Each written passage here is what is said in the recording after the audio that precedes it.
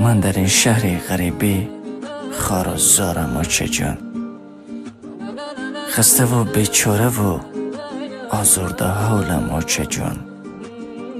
زیری بامی خانه بیگانه میگیریم زی درد. در کجای مهربان و غمگسارم آچه جان. گر بمیرم در غریبی تاجیکستانم برید، با دعای خیر و با یاد قرآنم برید. کرده از خاطر پریشان غریبی سالها، بعد مرگم سوی خیشانی پریشانم برید. من برای رزق پاک و پاره نان آمدم، سوی اهل خاندانم به پیشی آوچه جانم برید.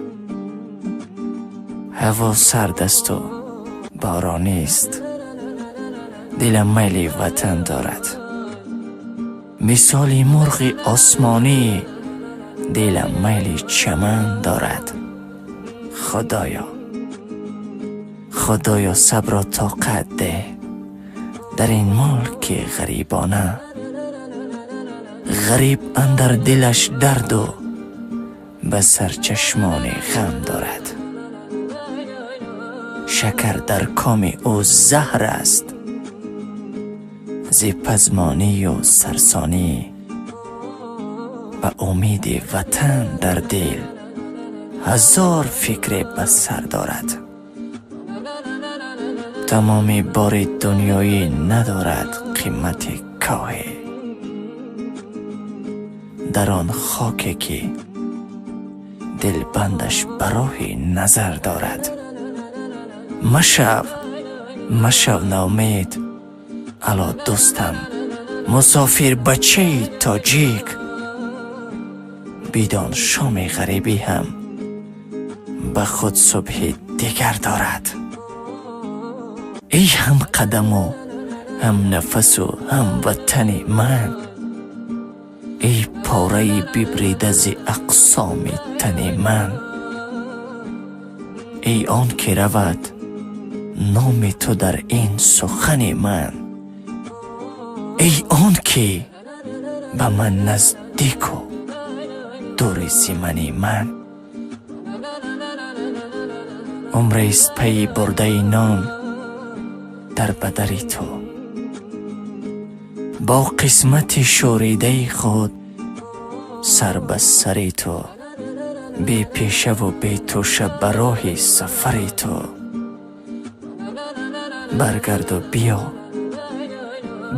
و بیا یوسف گل پیرهن من.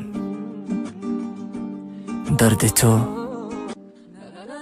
تو کی داند مگر آنی که غریب است.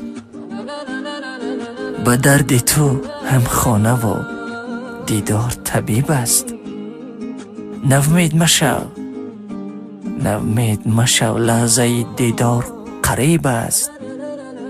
ای هم نفس و هم جرس و هم سخن من.